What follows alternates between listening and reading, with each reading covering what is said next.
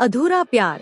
बड़े बूढ़ों के मुंह से सुना था कि जब इंसान की मृत्यु के पश्चात आत्मा दूसरा जन्म लेने के लिए मां के गर्भ में जाती है तो लगातार ईश्वर का ध्यान करती रहती है। जन्म के आखिरी क्षण तक उस आत्मा को अपना पूर्व जन्म याद रहता है। पर जैसे ही बच्चा इस संसार में आता है तो उसकी सांस जो हर पल ईश्वर का नाम ले रही होती है, एक पल के लिए अटक जाती है और वो बच्चा अपने पूर्व जन्म की सब बातें भूल जाता है।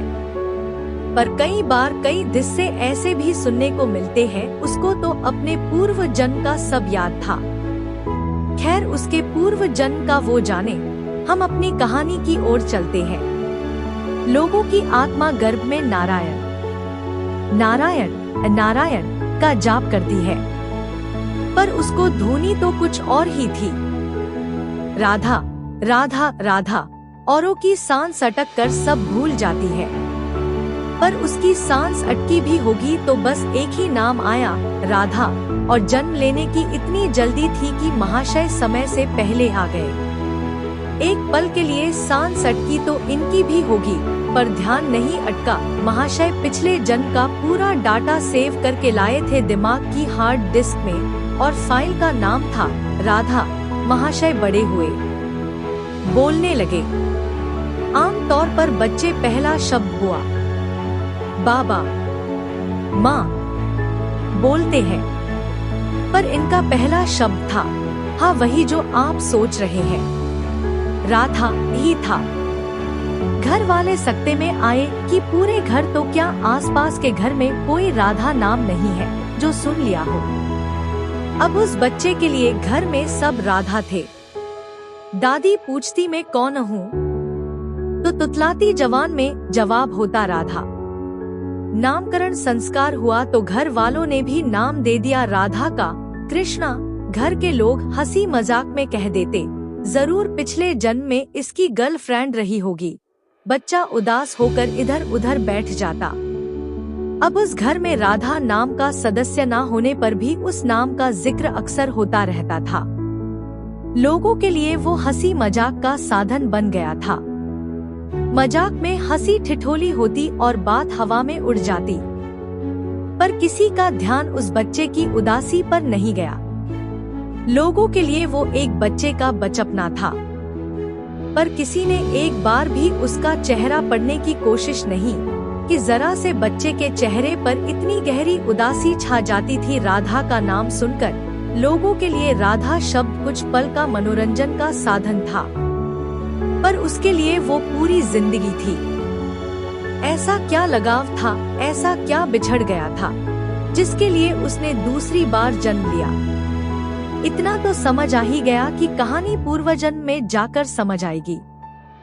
तो चलते हैं। पूर्व जन्म में छोटा सा गांव था रामपुर। सब एक दूसरे को जानते थे। गांव के लोगों में आपस में बहुत प्रेम था। श्याम, जिसकी तलाश में दूसरे जन्म में चला आया था, वो लड़की थी राधा, भोली भाली मासूम सी राधा। वो उसकी बड़ी बड़ी आँखों में वो कब खो जाता पता नहीं चलता। प्राण वायु थी उसके लिए उसकी राधा, उसका जीवन थी, उसका सब कुछ थी। बचपन से जवानी तक एक एक लम्हा साथ बिताया था। दोनों साथ खेलते खेलते कब बड़े हो गए पता भी नहीं चला। बचपन से जवानी की उस यात्रा में दोनों ने आपस में कितने अनगिनत वादे कर लिए, इसका साक्षी ईश्वर ही था। प्यार तो आजकल हर कोई कर लेता है, पर वो प्यार से बहुत कुछ बढ़कर था। वो तो दो आत्माओं का संगम था जो जन्म जन्म के लिए एक हो गई थी। दो जिस्म एक जान बन चुके थे। उनके बीच एक डोर थी जो बिना कहे भी एक दूजे की बात समझ जाते थे। उस मजबूत डोर को तोड़ना किसी के बस में नहीं था।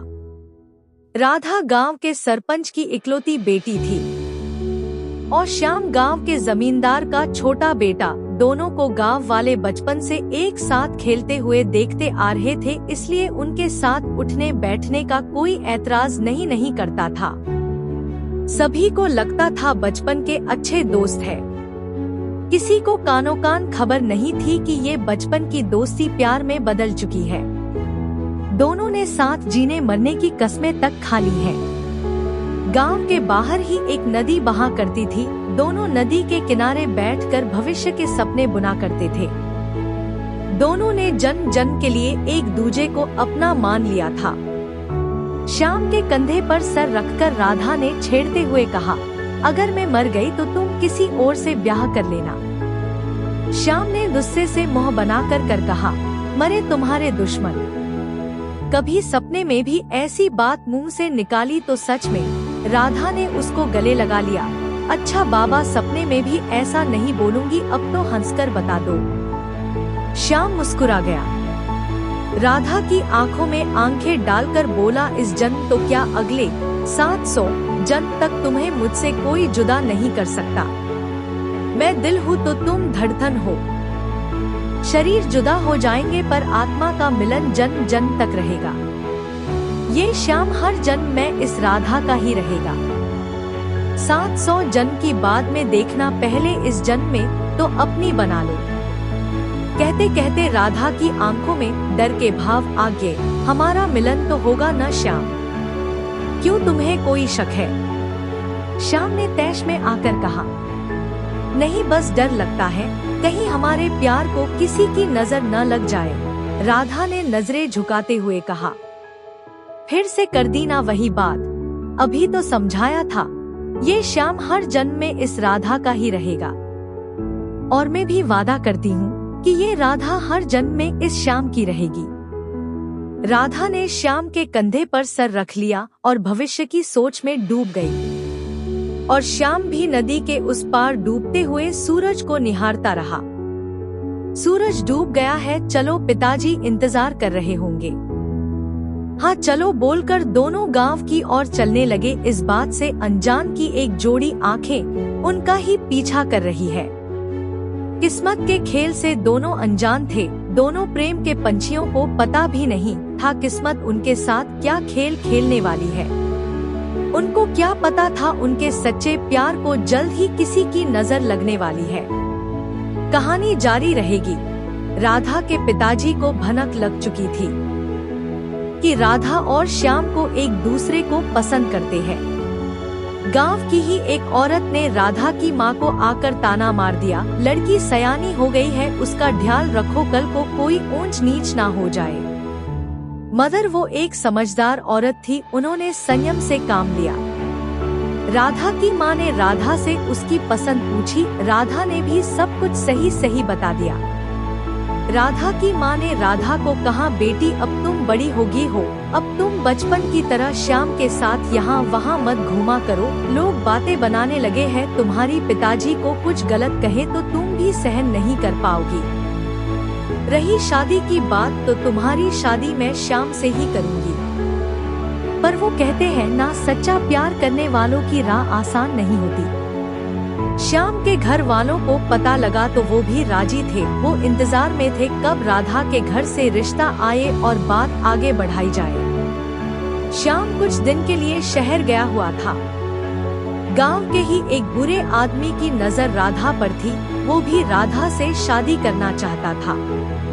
उसको रिश्ते की भनक लगी तो उसने मौका देखकर श्याम के घर वालों के कान भर दिए कि आप तो यहाँ उनके रिश्ता लाने का इंतजार कर रहे हैं और वो तो गांव में ये कहते फिर रहे हैं कि उनकी क्या औकात है जो हमसे रिश्ता करेंगे।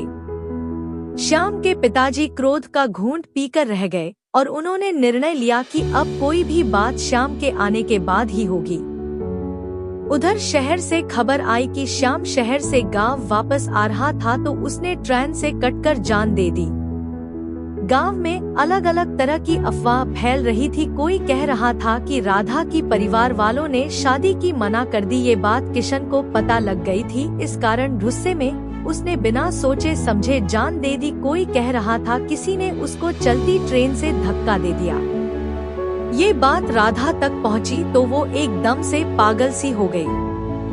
वो ये सदमा सहन नहीं कर पाई और अगले दिन खबर आई कि राधा ने गांव की उसी नदी में कूदकर जान दे दी जहां बैठकर वो भविष्य की योजनाएं बनाया करते थे।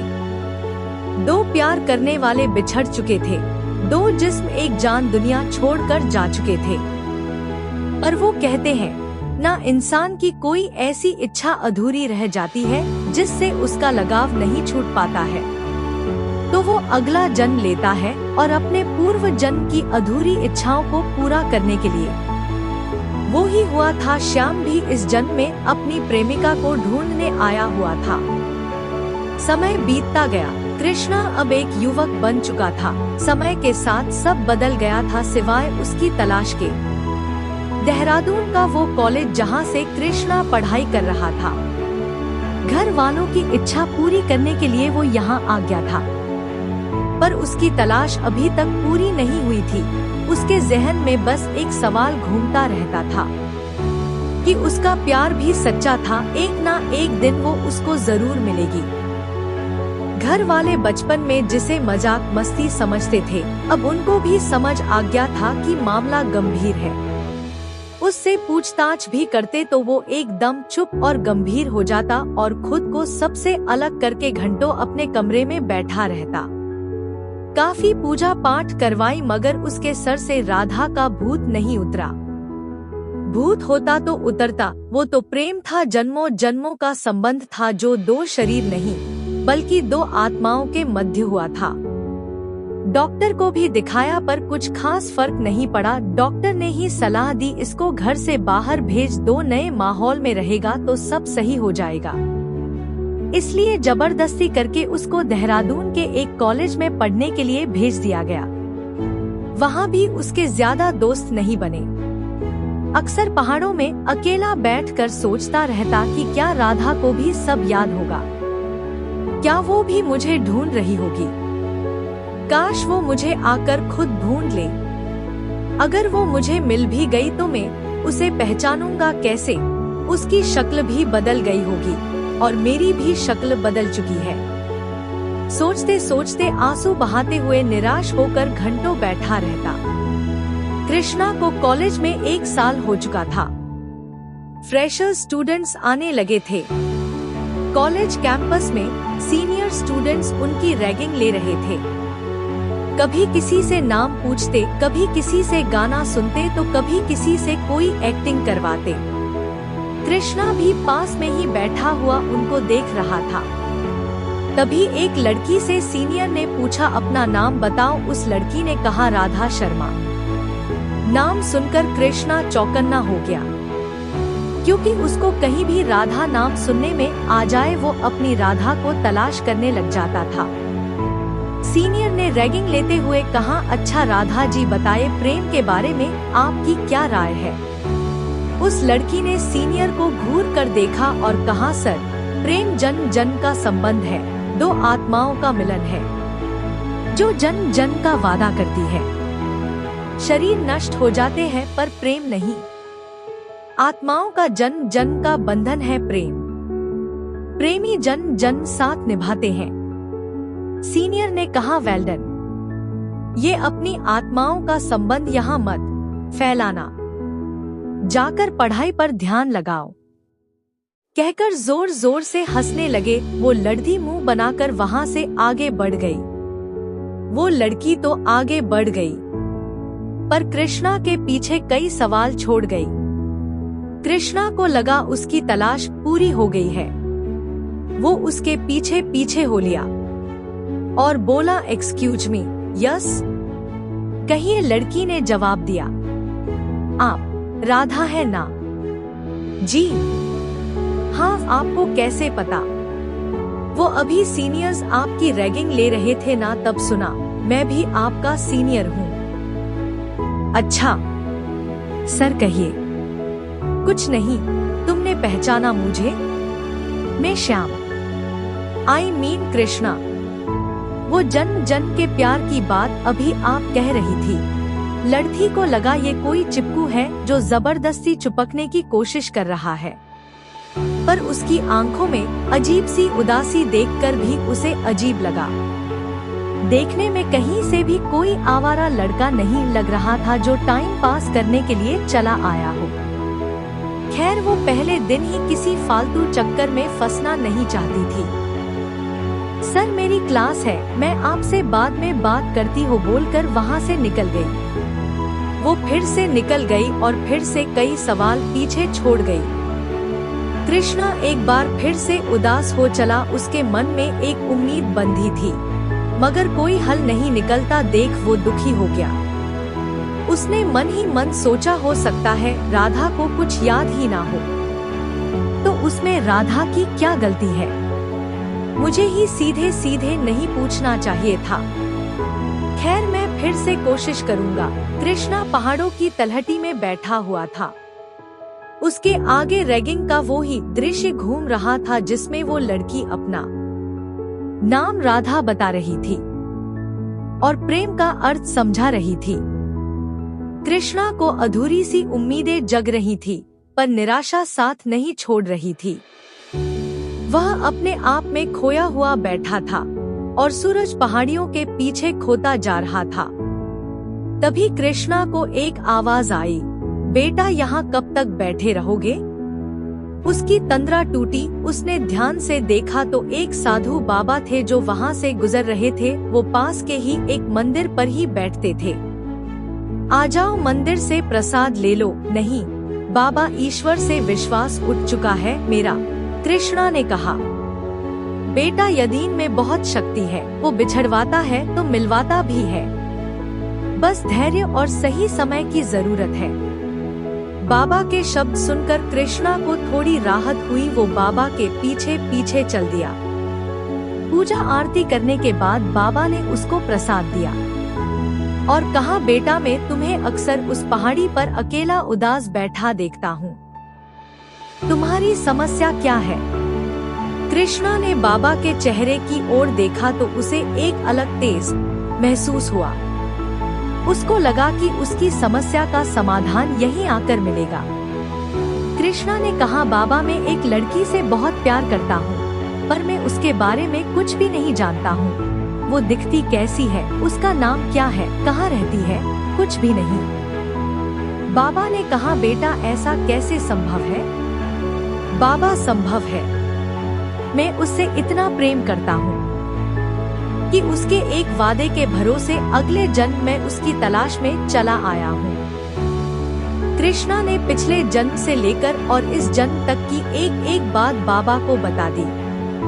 कृष्णा की कहानी सुनकर बाबा की आंखें आश्चर्य में डूबती चली गई। क्या सच में कृष्णा की तलाश पूरी हो गई थी? क्या वो इस जन्म में राधा से मिल पाया? जानने के लिए पढ़िए अगला भाग।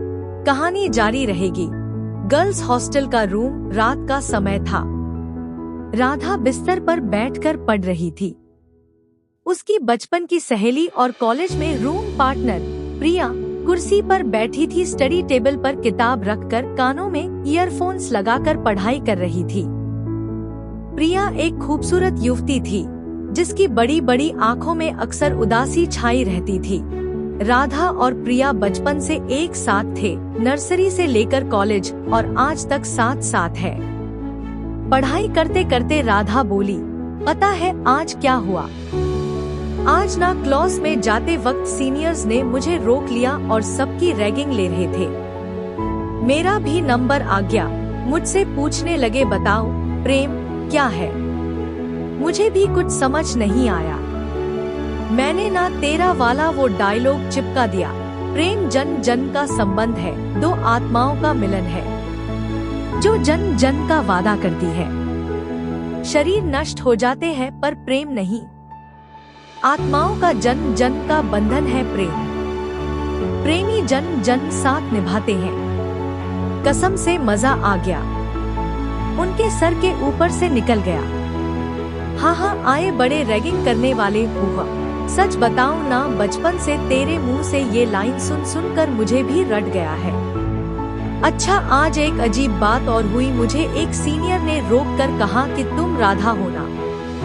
पहचाना मुझे? मैं श्याम कृष्णा। पता नहीं जाने क्या क्या अजीब बात कर रहा था। मैं तो वहाँ से भाग आई। पता नहीं क्या चाह रहा था। राधा अपनी धुन में बस बोले जा रही थी, बिना ये जाने कि प्रिया के कानों में ईयरफोन्स के कारण वो उसकी बकबक नहीं सुन रही थी। प्रिया की तरफ से कोई रिएक्शन नहीं आता देख राधा ने प्रिया के चेहरे के आगे हाथ हिलाकर कहा, हेलो, कोई है? मुझसे कुछ कह रही हो? प्रिया ने जोर से आवाज में पूछा। जी नहीं, आपसे नहीं, दीवारों से बात कर रही थी मैं इतनी देर से। हमारी बकबक के लिए आपके पास टाइम कहा। प्रिया ने ईयरफोन्स निकाल दिए और मुस्कुराकर बोली, अच्छा बाबा बताओ क्या कह रही थी मेरी राधा रानी? मैं कुछ नहीं कह रही थी, तुम सुनो अपने दर्द भरे नगमे। हम कौन होते हैं आपके? जब डरावने सपने आए ना तब हमसे चिपक कर आकर सो जाना, कहकर राधा चादर ओढ़कर लेट गई। राधा की बात सुनकर प्रिया का चेहरा अचानक से उतर गया, आंखों में डर समा गया। बचपन से शायद ही कोई ही दिन गया होगा जब उसको वो सपना नहीं आया हो।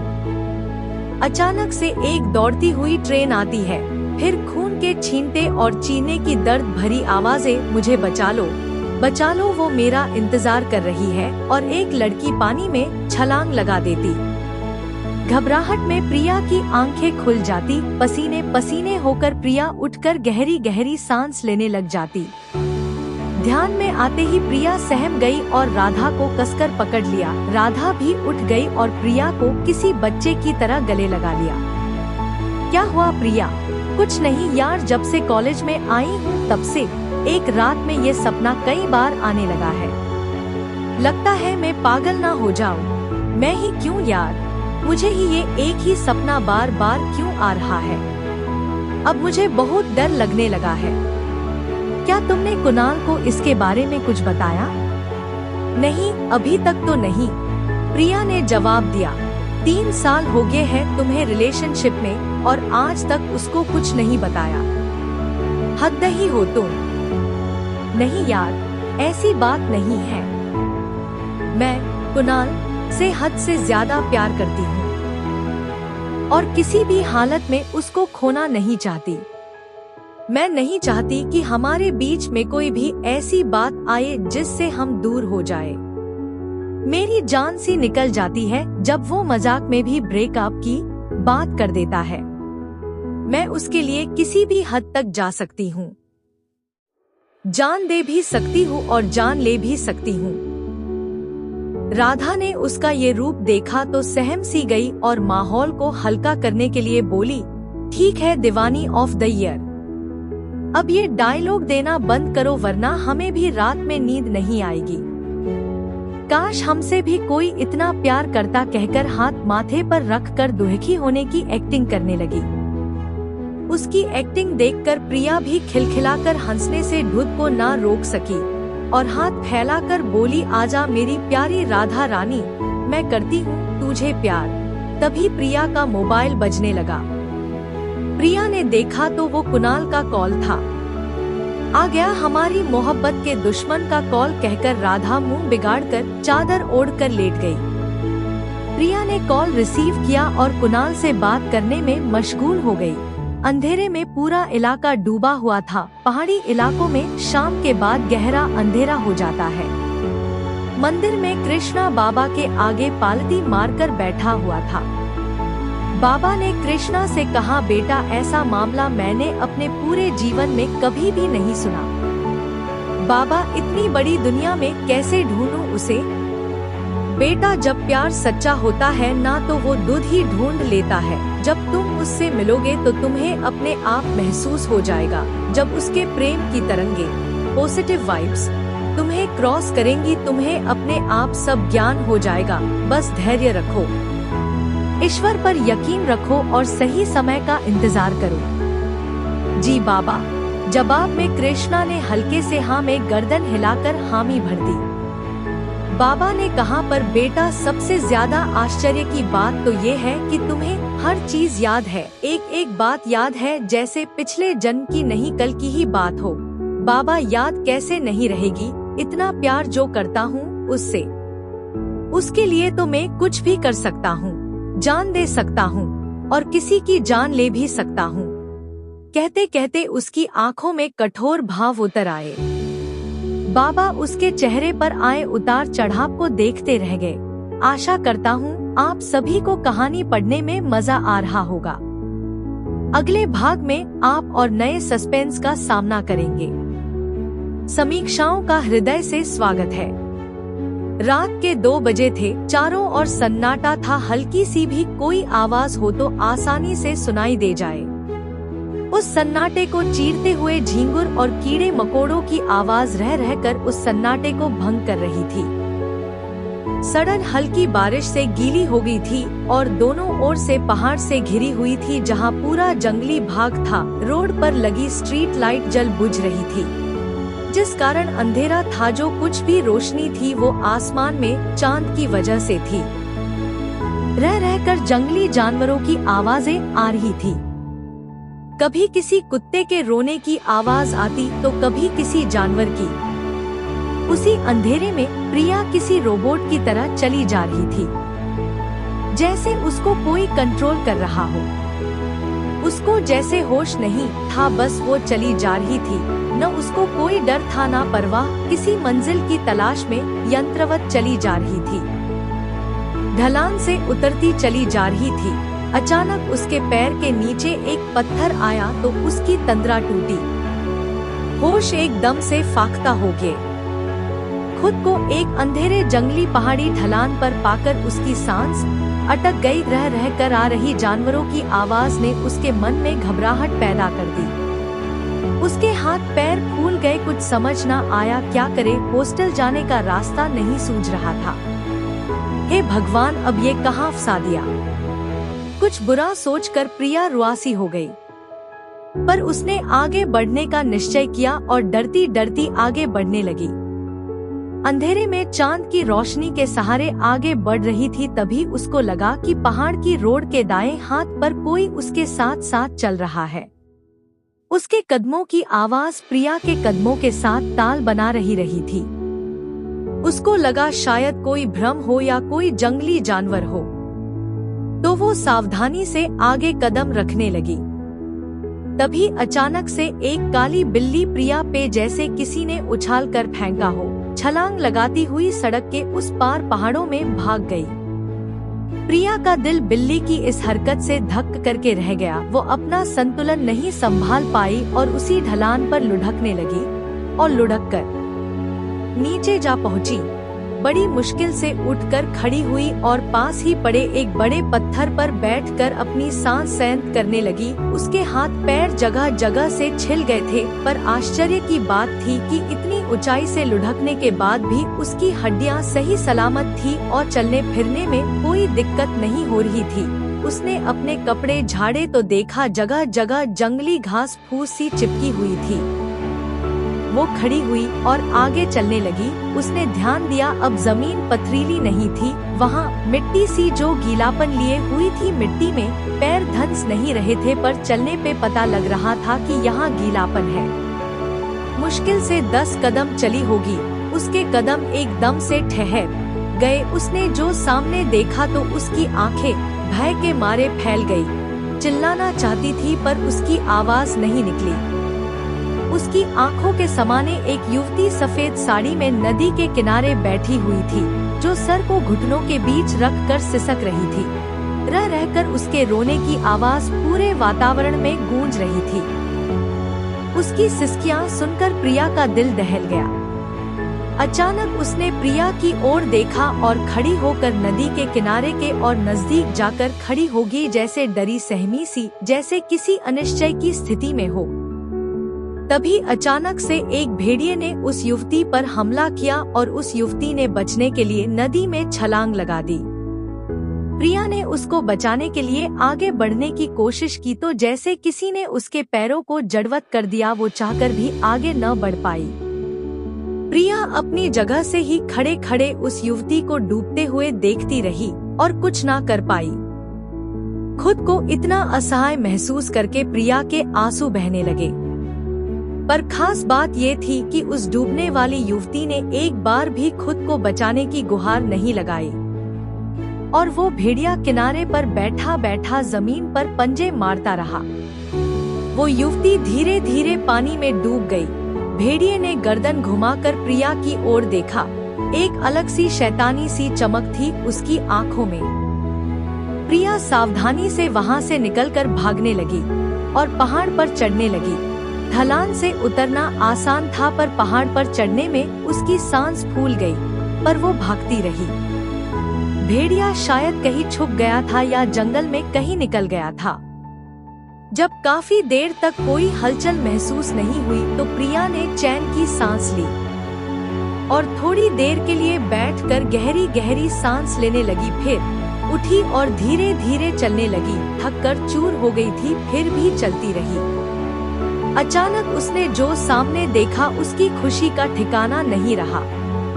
उसका कॉलेज नजदीक ही था। पहाड़ी के इस पार से उसका कैंपस नजर आ रहा था। राधा एक युवक के साथ खड़े होकर बात कर रही है। युवक कुछ भयभीत और संशय की स्थिति में लग रहा था।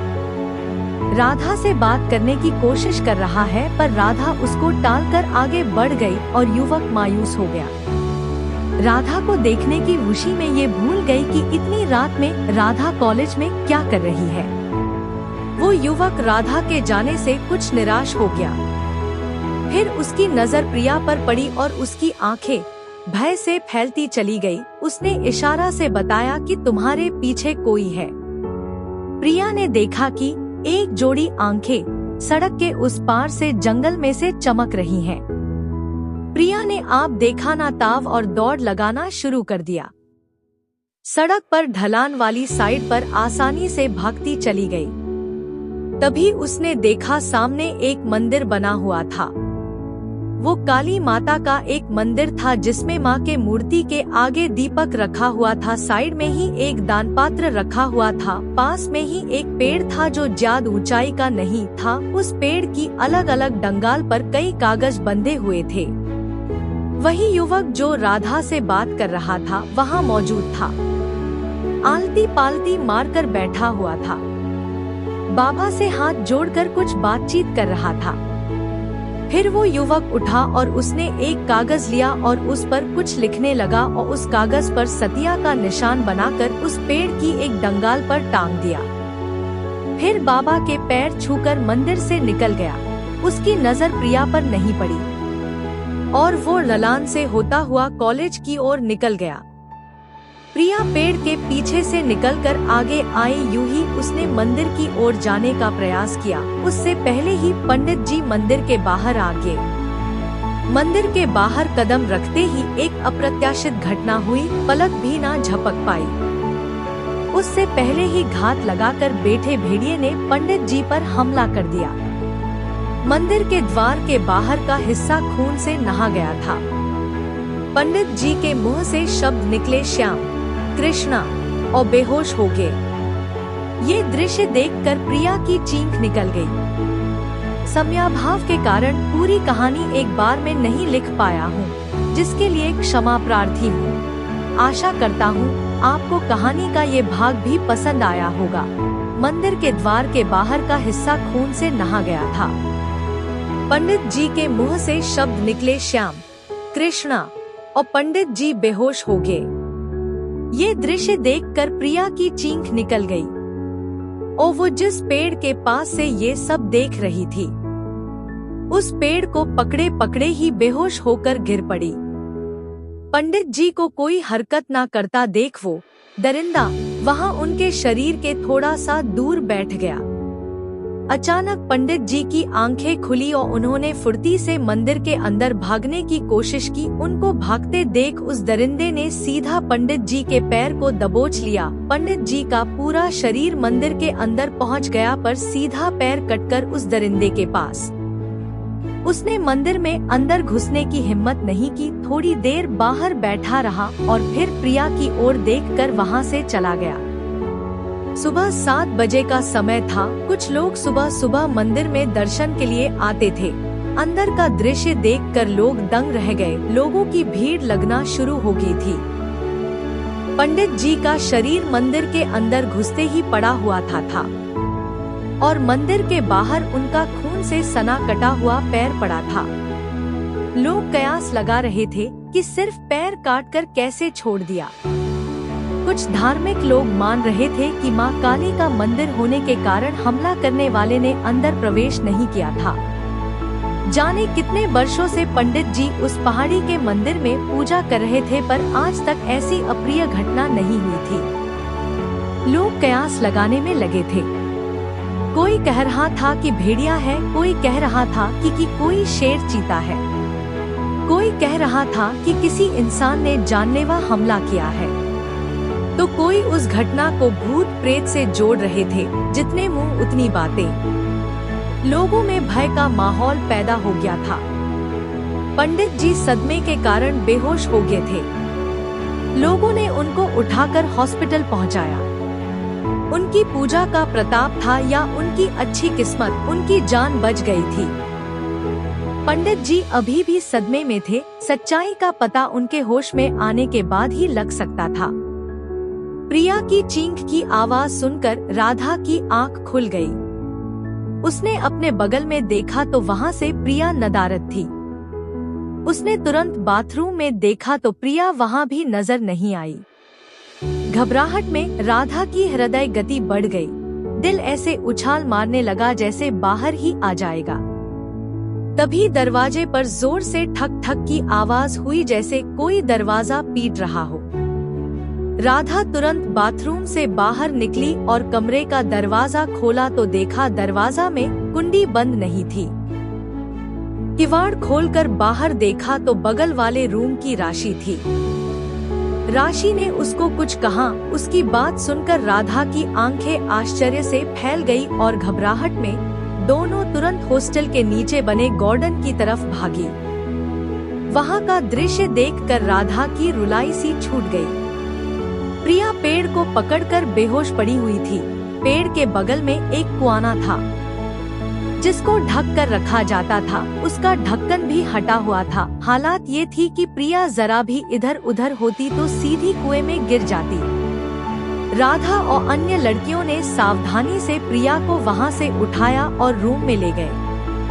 प्रिया का रूम में आसपास के रूम की लड़कियां और वार्डन मैडम प्रिया को घेर कर खड़े थे। राधा ने प्रिया के मुंह पर पानी छिड़का तो प्रिया को होश आया। उसने अपने आप को सबसे घिरा पाया।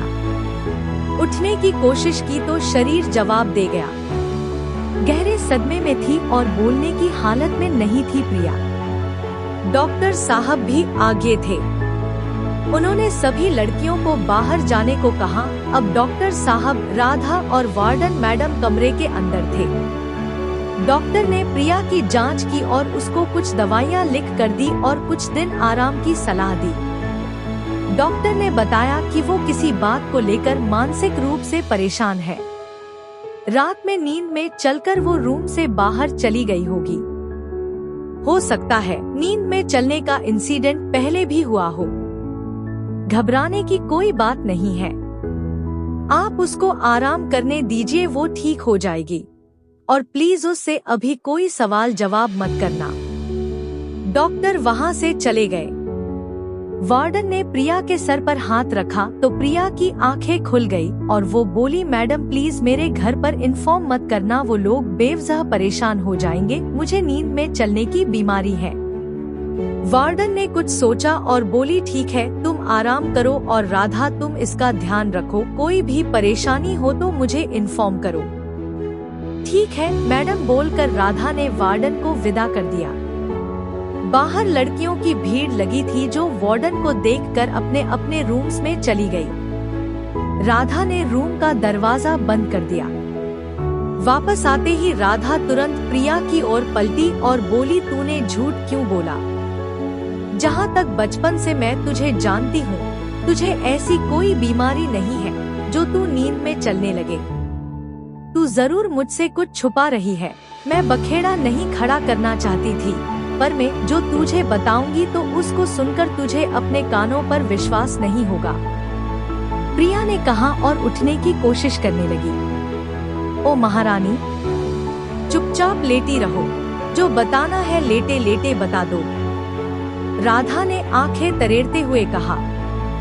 प्रिया ने उसको पूरी बात बताना शुरू किया और जो जो घटना उसने देखी थी वो सब बता दी।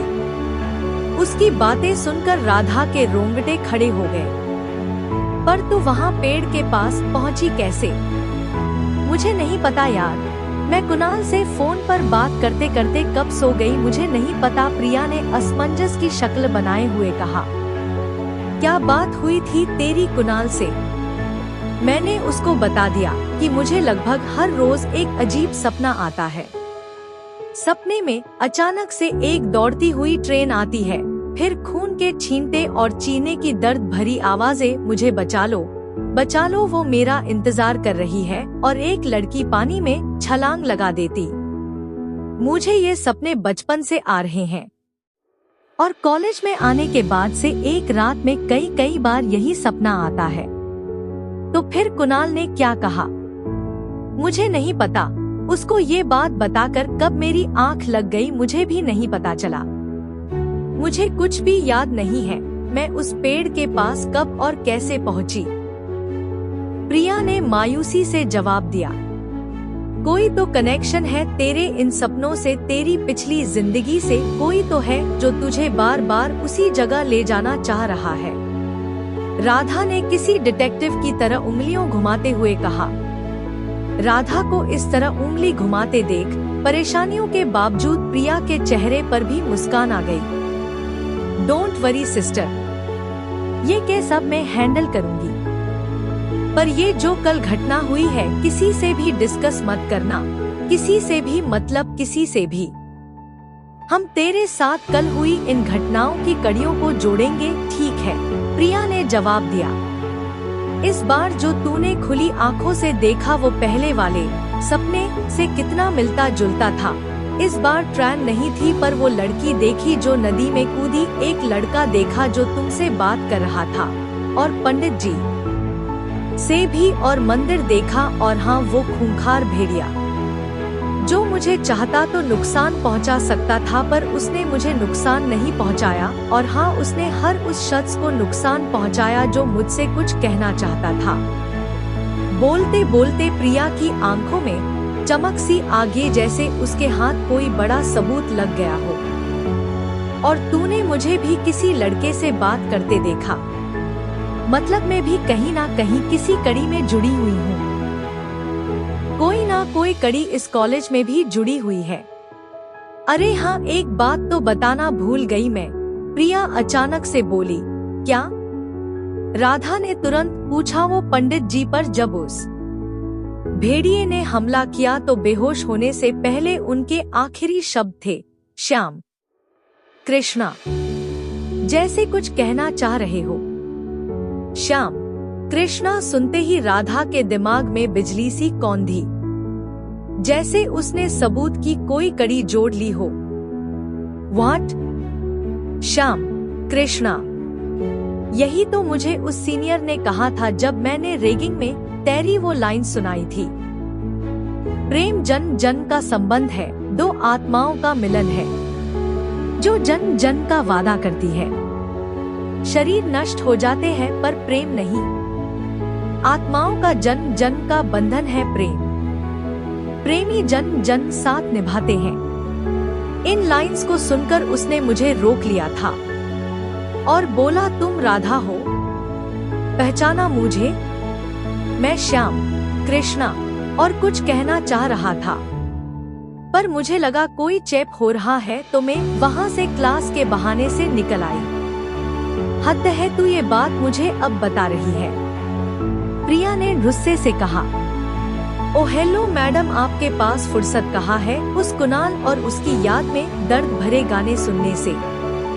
उस रात मैंने तुम्हें बताया था तुम्हारे कानों में ईयरफोन लगा हुआ था और फिर कुणाल का फोन आ गया तो बात अधूरी रह गई। प्रिया को अपनी गलती का एहसास हो गया, राधा सही कह रही थी। अच्छा वो सीनियर दिखने में कैसा था? प्रिया ने पूछा। क्यों चक्कर चलाना है क्या? राधा ने छेड़ते हुए कहा। शट अप राधा, इतने सीरियस समय में ऐसा फालतू मजाक मत करो। तुम अच्छे से जानती हो मैं कुणाल से जान से भी ज्यादा प्यार करती हूँ, उसके लिए सारी दुनिया छोड़ सकती हूँ। प्रिया का ये रूप देखकर राधा सकपका गई और उस सीनियर का हुलिया बयान करने लगी। राधा की बात सुनकर प्रिया की आंखों की पुतलियां फैल गई। उसने जो हुलिया बयां किया था वो हूबहू उस सपने वाले लड़के जैसा था। कहीं वो सीनियर ही तो नहीं है, तेरे पिछले जन्म का आशिक, तेरे सपनों का राजकुमार। राधा ने आंखें गोल करते हुए कहा। प्रिया ने गुस्सा किया, तू फिर शुरू हो गई। तो राधा बगले झांकने लगी। वो लड़का तो शायद मिल गया, उससे मिलना पड़ेगा। अब ये नदी, मंदिर और पंडित जी कहाँ ढूंढूं? सोचते सोचते प्रिया बिस्तर पर लेट गई। हॉस्टल में एक कॉमन रूम बना हुआ था, जो प्रिया के रूम से एक कमरा छोड़कर बना हुआ था। शाम के 7 बजे थे। प्रिया पहले से अब अच्छा महसूस कर रही थी। आराम करते करते बोर हो गई तो उठकर कॉमन रूम में चली गई। वहाँ एक कुर्सी पर बैठकर अखबार पढ़ने लगी। पढ़ते पढ़ते अखबार का लोकल न्यूज का पेज निकाला तो उस पर छपी खबर देखकर वो सकते में आ गई। न्यूज थी, काली मंदिर के पुजारी पर अज्ञात ने किया हमला। अखबार में फोटो देखकर उसकी आंखें फटी की फटी रह गई। ये तो वही पंडित जी थे जिन पर रात को एक भेड़िए ने हमला किया था। उसने अखबार हाथ में लिया और राधा को दिखाने के लिए कमरे की ओर भागी। कमरे में घुसी तो उसने देखा कि राधा चादर तान कर सो रही है। उसने उसको झंझोड़ते हुए जगाया, उठ राधा देख।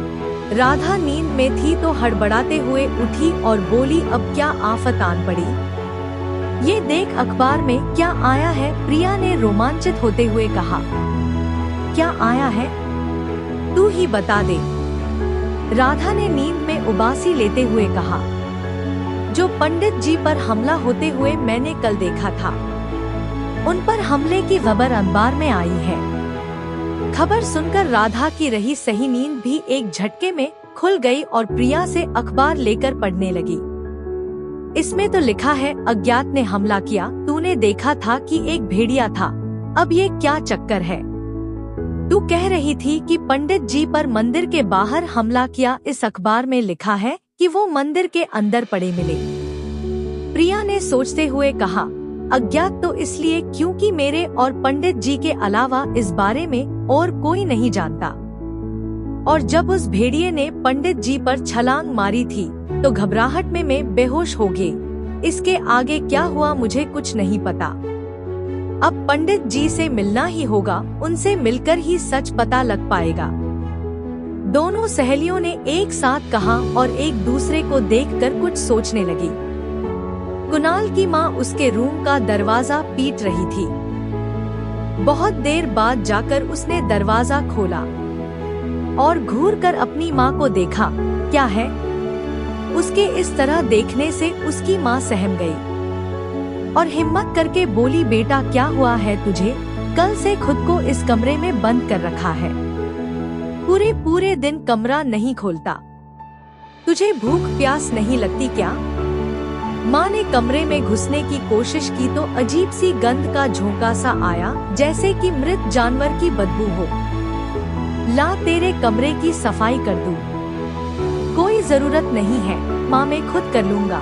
तुमसे कितनी बार मना किया है, मुझे डिस्टर्ब मत किया करो। मुझे किसी से बात नहीं करनी, मेरी तबीयत ठीक नहीं है, मुझे आराम की जरूरत है। प्लीज मुझे डिस्टर्ब मत करना। मुझे भूख लगेगी तो मैं खुद से ले लूँगा। अब जाओ यहाँ से। कुणाल की माँ उसका मुंह ताकती रह गई। सोचने लगी, कुणाल ने मुझसे आज तक कभी ऐसे बात नहीं की। कुछ दिन से इतना बदला व्यवहार कर रहा है और कल से तो इसने कमरा तक नहीं खोला है।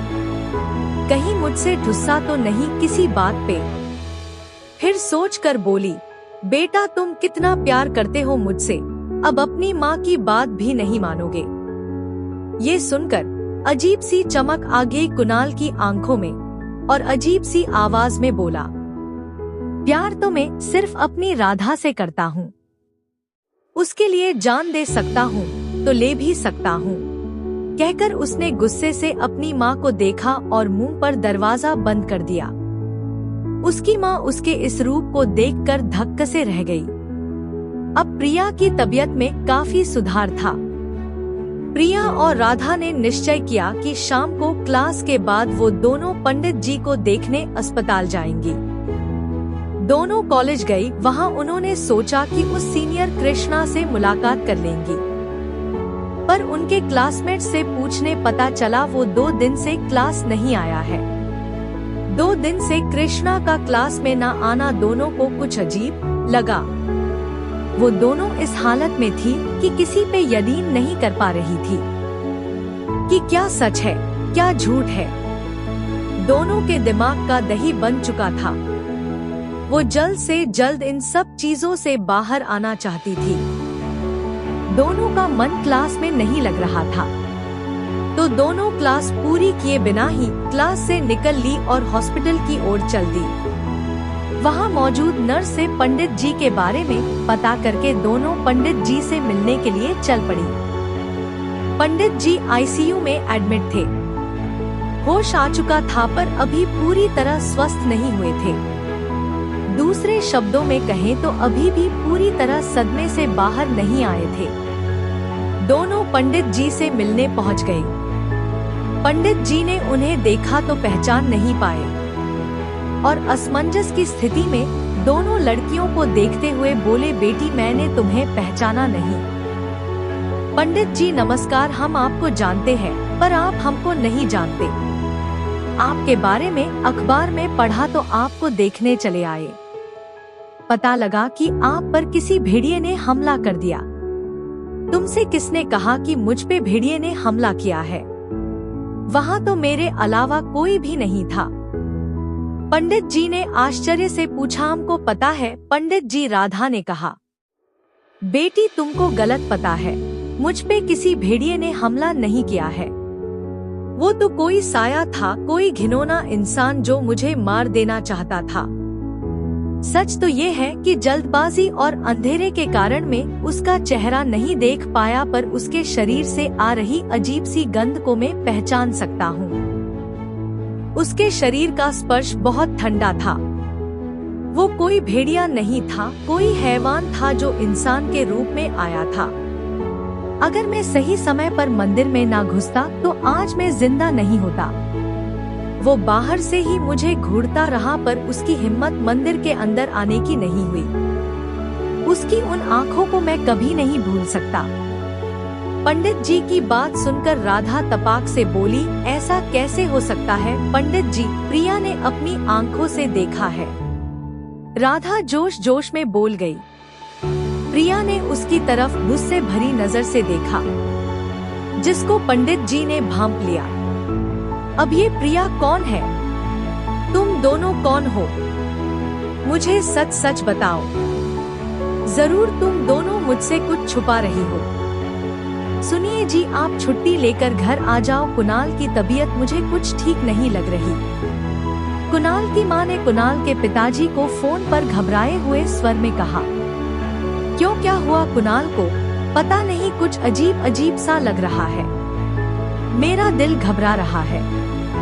आप बस जल्दी घर आ जाओ। कुछ तो अजीब हो रहा है। इस घर में कल रात मरी हुई बिल्ली छत पर मरी पड़ी मिली। कुणाल के कमरे के बाहर कबूतर के पंख पड़े मिले। मेरे घर को किसी बुरी ताकत की नजर लग गई है। सोचकर कुणाल की माँ की आंखों में भय मिश्रित आंसू आ गए। पूरे घर में दोनों माँ बेटे अकेले थे। वो अपना दर्द किसी से बांट भी नहीं सकती थी। प्रिया और राधा ने एक दूसरे की ओर देखा और आंखों ही आंखों में सुनिश्चित कर लिया कि पंडित जी को सारी बात बता देना ही ठीक है। पंडित जी, मेरा नाम प्रिया है और ये मेरी दोस्त राधा है। हम कॉलेज में साथ ही पढ़ते हैं। मेरे साथ समस्या है कि मुझे सपने आते थे जिनसे मैं बेहद परेशान थी। पर कल मेरे साथ एक अजीब घटना घटी। पहले वाले सपने और कल घटी घटना के बारे में प्रिया सब बताती चली गई। उनकी बात सुनकर पंडित जी की आंखें आश्चर्य से फैल गई। वो बोले, बेटा ये सब घटनाएं तुम्हें किसी बात का ज्ञान कराना चाहती है। कोई है जो चाहता है तुम्हें सब पता चले और कोई है जो चाहता है तुम्हें कुछ भी पता ना चले। जो घटनाएं तुमने बताई है वो मिलती जुलती है, पर एक जैसी नहीं है।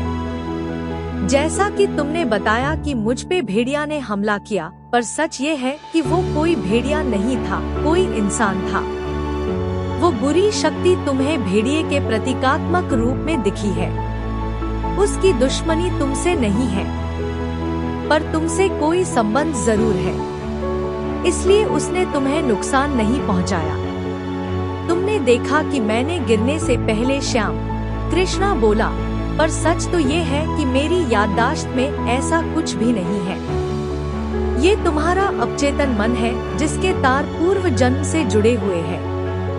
तुम्हारा शरीर हॉस्टल में होते हुए भी तुमने सब महसूस किया। कोई ईश्वरीय शक्ति है जो तुम्हें कुछ ज्ञान कराना चाहती है। तुम्हें शायद यकीन ना हो, पर जो लड़का तुमने सपने में देखा, मेरी मुलाकात उससे हो चुकी है। उसका नाम है कृष्णा। पिछले जन्म में उसका नाम श्याम था और तुम्हारा नाम राधा था। वो दिन रात तुम्हारी तलाश में भटक रहा है। उसने तुम्हारे लिए ही दूसरा जन्म लिया है। वो बहुत परेशान है तुम्हारे लिए।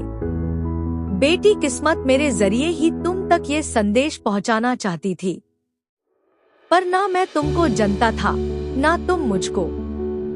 पर वो बुरी शक्ति नहीं चाहती थी कि मैं तुम तक पहुंचूं। खैर, अच्छी शक्तियों की जीत हुई है। तुम आज मुझसे मिल पाई। अगर मेरे साथ ये घटना ना घटती तो शायद आज तुम यहाँ ना होती। राधा नाम सुनकर राधा बोली, तभी वो मुझे पिछले जन्म वाली राधा समझकर मेरे पास आया था और मैं समझ नहीं पाई। ये बात सुनकर पंडित जी बोले, ये तो और अच्छा है, तुम उससे मिल चुकी हो। बेटी, वर्त जाया मत करो और तुम सीधे कृष्णा से जाकर मिलो। पंडित जी के मुंह से ये सब बातें सुनकर प्रिया बहुत घबरा गई थी। वो इन सब आफतों से तंग आ गई थी और वो इनसे कैसे भी बाहर निकलना चाहती थी। पर कैसे पंडित जी? कृष्णा का तो कुछ पता नहीं है। वो 2 दिन से क्लास भी नहीं आए हैं। प्रिया ने कहा, घबराओ मत बेटी, मैं तुम्हारे साथ हूँ। ईश्वर पर भरोसा रखो। तुम काली मंदिर के पास, ढलान के पास जो पहाड़ी है, कृष्णा तुम्हें वहीं बैठा हुआ मिलेगा। जी पंडित जी, मैं अभी जाती हूँ। प्रिया और राधा वहाँ से उठने को ही थी, तभी प्रिया का मोबाइल पर रिंग बजी। उसने कॉल उठाया। जी नमस्ते। क्या? ये कब और कैसे हुआ? हे भगवान! कॉल करने वाले की बात सुनकर प्रिया की आंखें दहशत में डूब गई। पंडित जी और राधा उसका भय से पीला पड़ गया चेहरा देख रहे थे। जी आप बिल्कुल चिंता मत कीजिए, मैं हूँ ना, आप कहें तो मैं आ जाती हूँ। आप रोइए मत प्लीज। ठीक है, आप अपना ध्यान रखिएगा। जी नमस्ते। प्रिया के फोन कट करते ही उसकी आंखों से आंसू टपक पड़े। राधा ने तुरंत उसको रुमाल दिया और पूछा, क्या हुआ? किसका फोन था? सब ठीक तो है ना? रो क्यों रही है? अब कुछ बताएगी भी। कुणाल की माँ का फोन था। कुणाल की तबीयत कुछ ठीक नहीं है, बहुत अजीब सा व्यवहार कर रहा है। आंटी बहुत परेशान है। जो बात कुणाल की माँ ने फोन पर बताई थी, प्रिया ने पूरी बात पंडित जी के ही सामने राधा को बता दी। सुनकर पंडित जी आंखें सोचने के भाव में सिकुड़ गई और वो बोले, ये कुणाल कौन है? पंडित जी, वो मेरा बॉयफ्रेंड है। कोई बहुत बड़ी गड़बड़ हुई है। उसकी माँ को लगता है उस पर किसी बुरी हवा का असर है। प्रिया ने सब बात पंडित जी को बता दी जो कुणाल की माँ ने फोन पर बताई थी। पंडित जी बोले, जितना मुझे अनुभव है और जैसा अनुभव कुणाल की माँ ने किया, उससे लगता है वो सही कह रही है। कोई बुरा साया है जो कुणाल पर हावी है। जब ये बुरी ताकतें इंसान पर हावी हो जाती है तो उसके सोचने समझने की शक्ति छीन लेती है।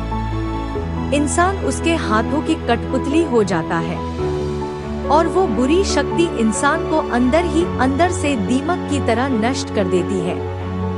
पंडित जी की बात सुनकर प्रिया रुआसी हो गई। तभी राधा ने बीच में टोकते हुए कहा कि कुणाल का दुश्मन कौन हो सकता है।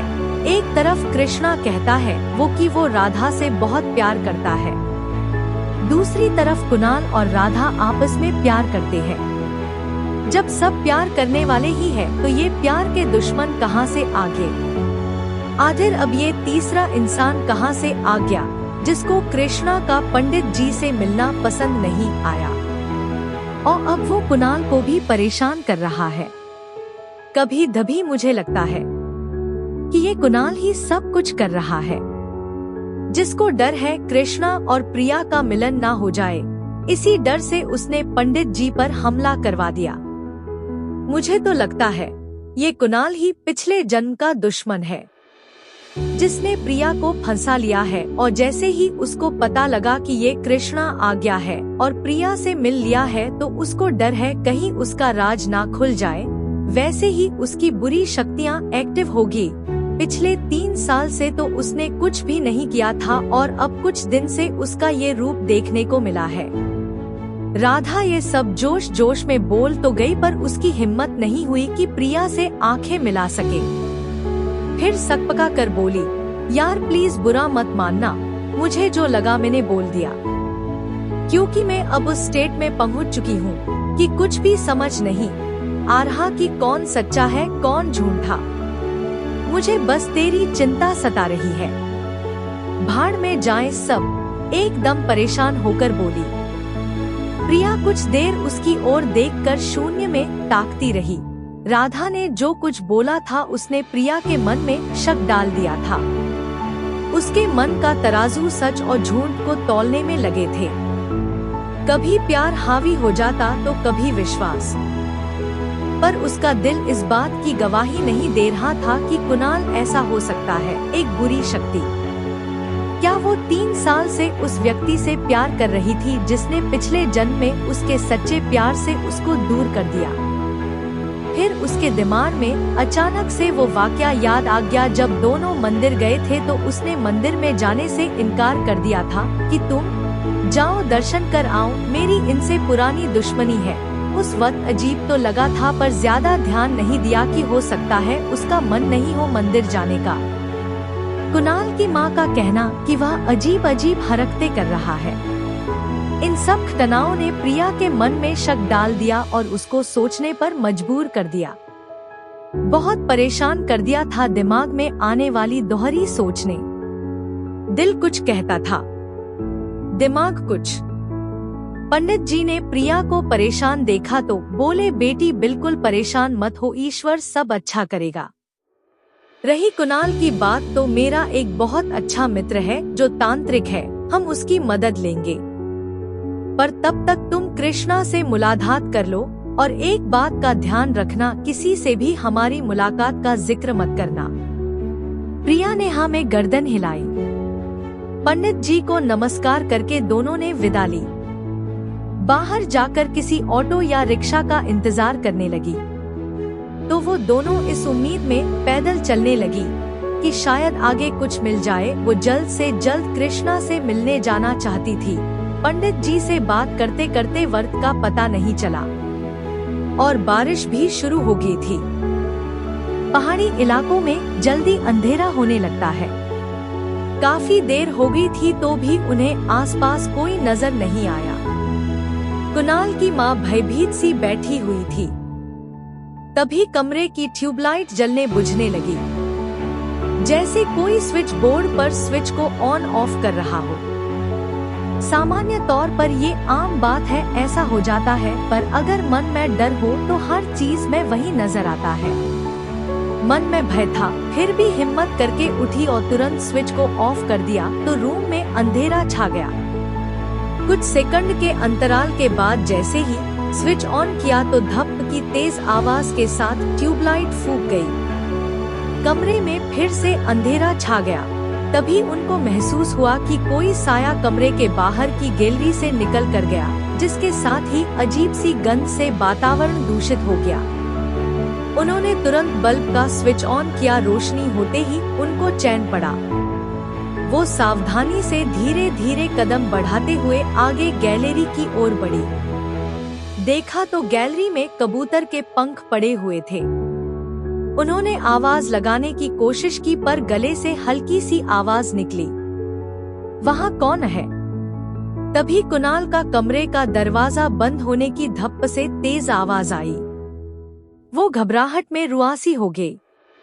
उन्होंने वापस अपने रूम में जाने में ही भलाई समझी और फोन पर एक नंबर डायल करने लगी। हेलो, हाँ मैं बोल रही हूँ। आप समझ नहीं रहे हैं, कुछ बहुत बड़ा अनर्थ हो जाएगा तब आपको समझ आएगा, कहकर फोन पटक दिया और सर नीचे करके रोने लगी।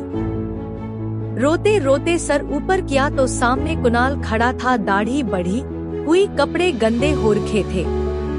उन्होंने हाथ कुणाल की तरफ बढ़ाया ही था तभी घर की बिजली चली गई और ऐसा महसूस हुआ जैसे कोई हवा एकदम से कुणाल को लेकर गायब हो गई हो।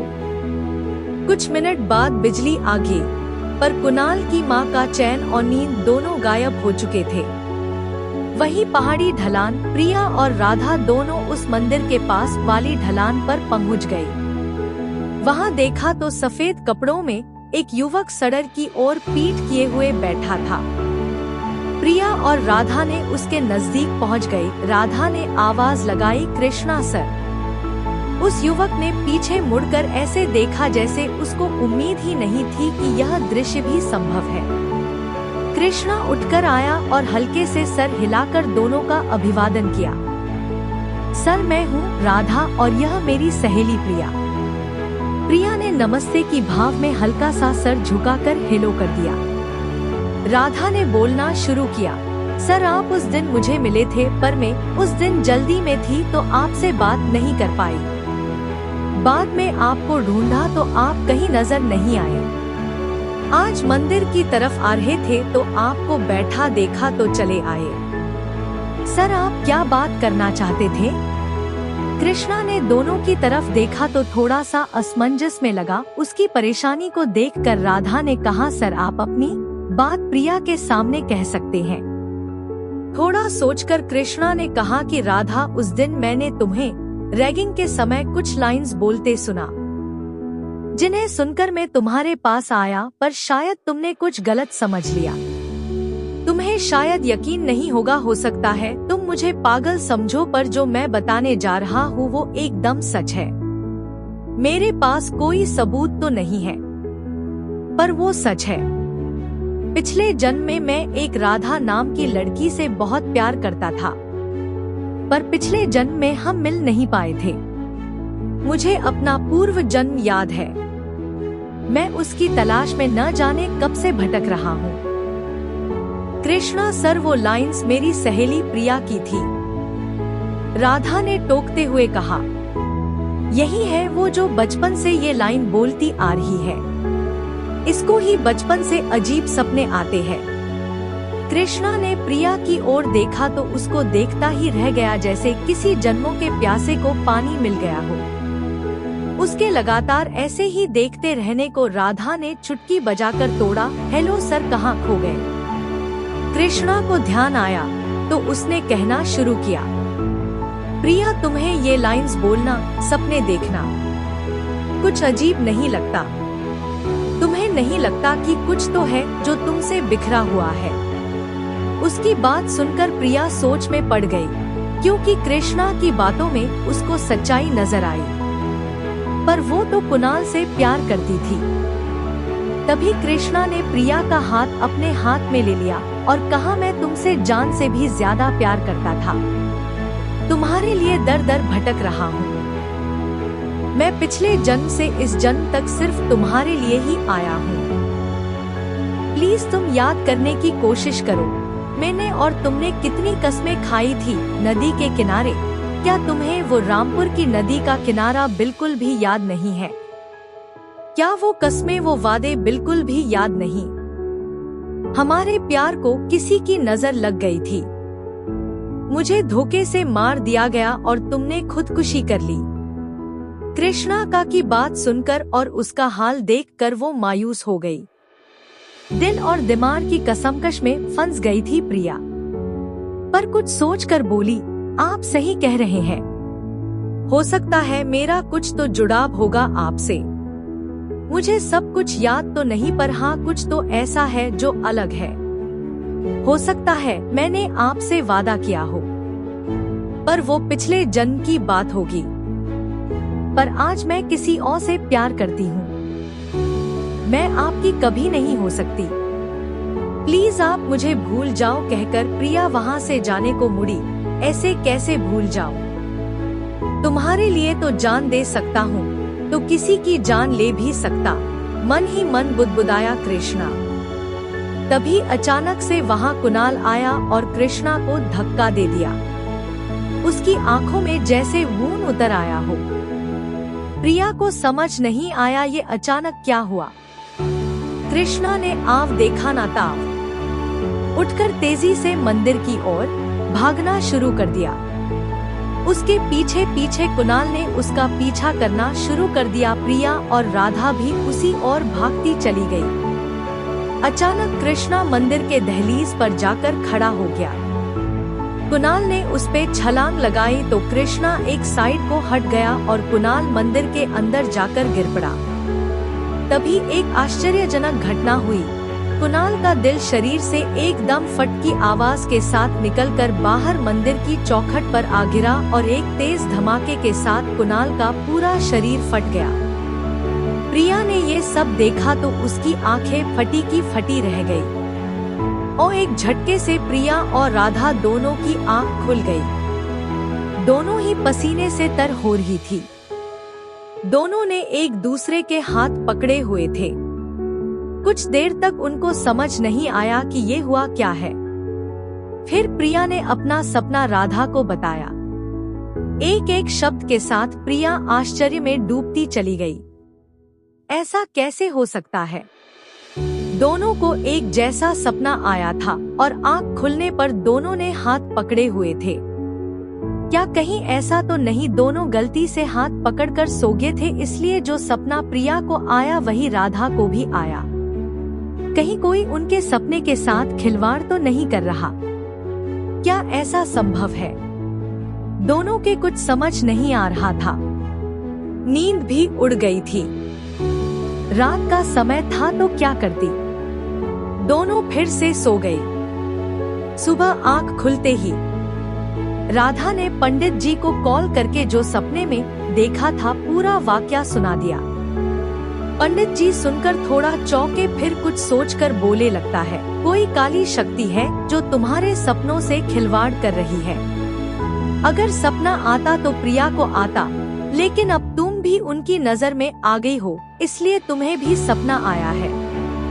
पर उस काली शक्ति ने थलती ये कर दी कि तुम्हें भी वही सपना दिखाया, यानी वो तुम्हें किसी मुद्दाम पर पहुंचाना चाहते हैं। हो सकता है वो तुम्हें किसी बात से भ्रमित कर रहे हो। ये सब सुनकर राधा के माथे पर पसीना आ गया और वो चुप हो गई। उसकी चुप्पी सुनकर पंडित जी ने कहा, बढ़ाओ मत और तुम दोनों आज ही कृष्णा से मिलो और मैं अपने तांत्रिक मित्र से बात करता हूँ, फिर कुणाल के यहाँ चलते हैं। आप तो अस्पताल में है ना डॉट? हाँ, पर आज छुट्टी हो जाएगी। अच्छा पंडित जी, ठीक है बेटी, कहकर पंडित जी ने कॉल कट कर दिया। राधा ने पंडित जी से हुई पूरी बात प्रिया को बता दी। दोनों तैयार होकर कृष्णा से मिलने के लिए निकल पड़ी। वही पहाड़ी ढलान, प्रिया और राधा दोनों उस मंदिर के पास वाली ढलान पर पहुंच गई। वहां देखा तो सफेद कपड़ों में एक युवक सड़क की ओर पीठ किए हुए बैठा था। प्रिया और राधा ने उसके नजदीक पहुंच गई। राधा ने आवाज लगाई, कृष्णा सर। उस युवक ने पीछे मुड़कर ऐसे देखा जैसे उसको उम्मीद ही नहीं थी कि यह दृश्य भी संभव है।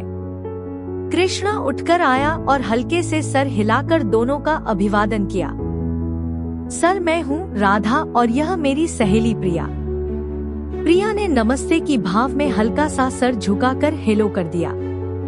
राधा ने बोलना शुरू किया, सर आप उस दिन मुझे मिले थे, पर मैं उस दिन जल्दी में थी तो आपसे बात नहीं कर पाई। बाद में आपको ढूंढा तो आप कहीं नजर नहीं आए। आज मंदिर की तरफ आ रहे थे तो आपको बैठा देखा तो चले आए। सर आप क्या बात करना चाहते थे? कृष्णा ने दोनों की तरफ देखा तो थोड़ा सा असमंजस में लगा। उसकी परेशानी को देखकर राधा ने कहा, सर आप अपनी बात प्रिया के सामने कह सकते हैं। थोड़ा सोचकर कृष्णा ने कहा कि राधा, उस दिन मैंने तुम्हें रैगिंग के समय कुछ लाइंस बोलते सुना, जिन्हें सुनकर मैं तुम्हारे पास आया, पर शायद तुमने कुछ गलत समझ लिया।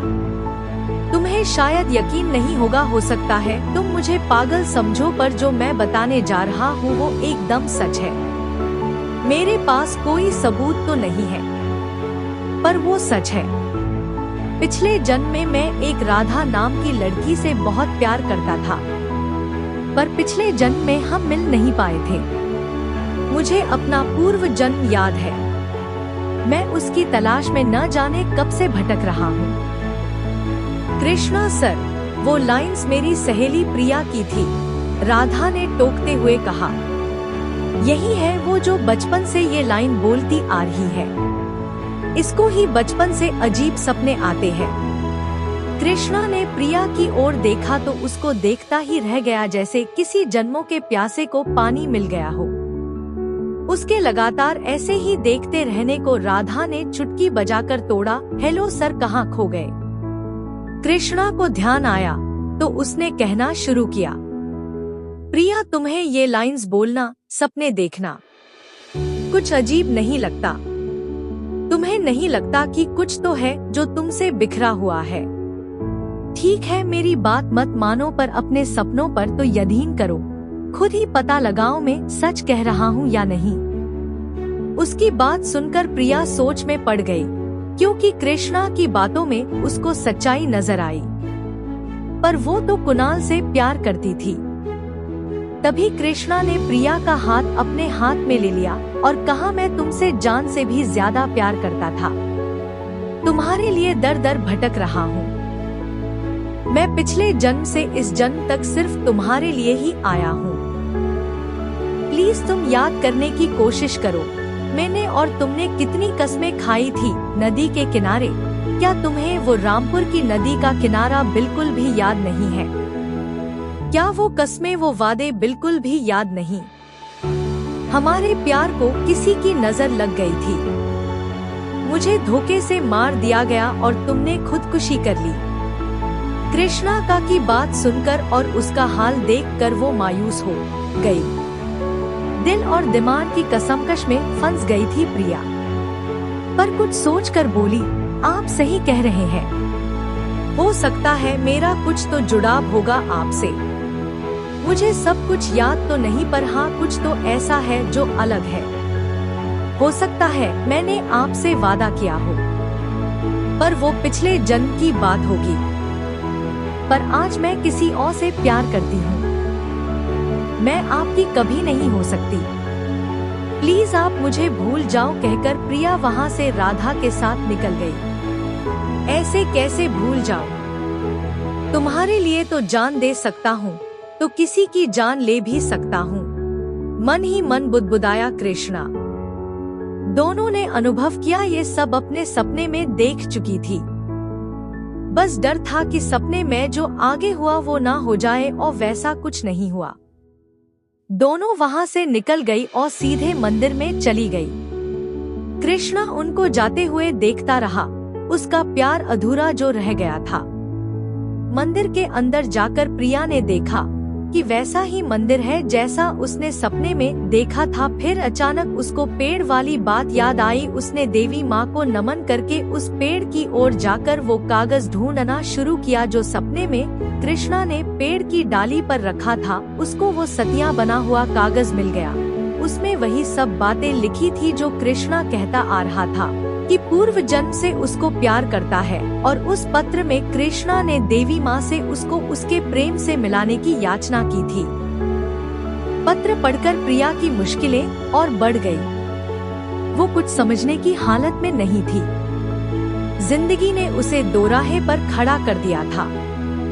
दोनों वहाँ से सीधे अस्पताल पहुँची, जहाँ पंडित जी उनको गेट पर ही मिल गए। उनके साथ एक स्मार्ट सा आदमी था जिसकी आंखों में एक अलग ही चमक थी। पंडित जी ने परिचय करवाया, ये है मेरा मित्र महेश, जिसके बारे में मैंने तुम्हें बताया था। इनके साथ ही हम कुणाल के घर चलेंगे। सभी में आपस में अभिवादन हुआ और सभी एक जीप में सवार होकर कुणाल के घर के लिए निकल लिए। रास्ते में प्रिया ने कुणाल की मां को फोन किया तो उन्होंने कॉल रिसीव नहीं किया। बार बार कॉल करने पर भी रिसीव नहीं हुआ तो प्रिया को चिंता होने लगी। वो जल्द से जल्द वहां पहुंचना चाहती थी। करीब 2 घंटे की यात्रा के बाद वो कुणाल के घर पहुंच गए। दरवाजा खटखटाया तो किसी ने दरवाजा नहीं खोला। महेश ने जोर से दरवाजे को धक्का दिया तो दरवाजा अपने आप खुल गया। वो सभी अंदर गए तो अंदर घुसते ही बदबू सी महसूस हुई। बाहर के कमरे में कुणाल की मां बेहोश पड़ी हुई थी। प्रिया ने देखा तो उसके हाथ पैर फूल गए। राधा ने तुरंत पास रखी पानी की बोतल से लेकर पानी उनके मुंह पे डाला तो वो एकदम घबराकर उठ गई। कौन हो तुम लोग? जैसे ही नजर प्रिया पर पड़ी तब उनको थोड़ी शांति हुई। प्रिया ने उनको बैठकर पानी पिलाया और कहा, आंटी ये पंडित जी है और ये महेश इनके मित्र है जो पेशे से तांत्रिक है। ये कुणाल को देखने आए हैं। ये बात सुनकर आंटी के मुंह पर खुश और डर के मिश्रित भाव आ गए। वो सभी को लेकर कमरे की ओर गई। वो लोग कमरे के पास जैसे ही पहुँचे तभी कमरे के अंदर से घिनौनी सी आवाज में कोई हंसा, जैसे कोई जानवर चिंघाड़ रहा हो। आखिर आ ही गया तू मरने, लंगड़े पंडित। हा हा हा, अब की बार नहीं बचेगा। ये सुनकर सबके रोंगटे खड़े हो गए और पंडित जी का हलक सूख गया। महेश ने जोरदार आवाज में कहा, ये तो अभी पता चलेगा कि कौन मरेगा। चल दरवाजा खोल। फिर कमरे से आवाज आई जैसे कई सारे हाथी एक साथ चिंघाड़ रहे हो और दरवाजा खुल गया। जैसे ही महेश ने दरवाजे को पूरा खोला, सामने का दृश्य देखकर सभी के होश उड़ गए। कुणाल हाथ के बल खड़ा हुआ था, सर नीचे पैर ऊपर। जैसे ही महेश ने अंदर घुसने की कोशिश की, अचानक से उसके मुंह पर दरवाजा बंद हो गया और फिर से जोर जोर से हंसने की आवाजें आने लगी। महेश ने चिल्लाकर कहा, अबे डरपोक, हिम्मत है तो दरवाजा खोल। महेश की ये ट्रिक काम कर गई। एक झटके से दरवाजा खुल गया। महेश ने पूछा, कौन है तू? कुणाल ने जोर से हंसते हुए जवाब दिया, तेरा बाप। ये सुनकर महेश को गुस्सा आ गया, बोला, अभी पता चलेगा बाप कौन है। ये सुनकर कुणाल को गुस्सा आ गया। वो हवा की स्पीड से महेश से आकर टकराया। महेश गिर पड़ा। तभी अचानक से कुणाल रोने लगा, प्लीज मुझे बचा लो, ये मुझे मार देगा। फिर अचानक से कुणाल जोर से हंसने लगा। ये सब देखकर कमरे के बाहर खड़ी कुणाल की मां, प्रिया और राधा तीनों के चेहरे उतर गए। प्रिया तो अंदर जाना चाहती थी पर महेश ने इशारे से मना कर दिया। ये कुणाल ने देख लिया और हंसते हुए अजीब सी आवाज में बोला, मेरी राधा भी आई है, और जोर जोर से हंसने लगा और कमरे में ऐसे चक्कर काटने लगा जैसे कोई बच्चा जिद करके दौड़ता है। महेश ने मौका देखते ही उस पर कोई भभूत मुट्ठी में भरकर कुणाल के मुंह पर मार दी। भभूत पड़ते ही कुणाल गिर पड़ा और कुछ पल के लिए निष्क्रिय हो गया। महेश ने तुरंत कुणाल को रस्सी से बांध दिया। कुछ मिनट बाद ही कुणाल को होश आ गया और वो खुद को रस्सी के अंदर बंधा देखकर चिंघाड़ने लगा। कमरे में अजीब सा शोर उत्पन्न हो गया। महेश ने शांत भाव से पूछा, कौन है तू? फिर जोर से आवाज आई, हा हा हा, बताया तो तेरा बाप हूँ। महेश ने फिर से कोई भभूत उसके चेहरे पर मारी और बोला, होश में रह वरना गायब कर दूंगा। इस बार कुणाल के नसबल ढीले पड़ गए और बोला, मैं गुलाम हूँ अपने मालिक का। कौन है तेरा मालिक और कुणाल को क्यों पकड़ रखा है? जैसे मेरे मालिक का आदेश है वैसा ही मैंने किया है। वो मुझे खुश रखता है, मैं उसको खुश रखता हूँ। वो मुझे खाने को कबूतर देता है, मैं उसकी गुलामी करता हूँ। कहकर जोर जोर से हंसने लगा। तो इस लड़के को क्यों परेशान कर रहे हो? महेश ने गुस्से से कहा। वो मेरा मालिक जाने, मैं तो उसकी आज्ञा का गुलाम हूँ। कहकर कुणाल जोर जोर से हाथी की तरह चिंघाड़ते हुए हंसने लगा। महेश ने अपने बैग से कुछ सामान निकाला और उसको मुट्ठी में बंद करके कुछ मंत्र पढ़ा और कुछ चूर्ण सा कुणाल के चेहरे के पास ले जाकर फूंक दिया। फूंक पड़ते ही तिलमिला उठा कुणाल और बुरी तरह से परेशान होकर रस्सी से छूटने की कोशिश करने लगा। मुझे छोड़ दो, मैं सब बताता हूँ, मैं सब बताता हूँ।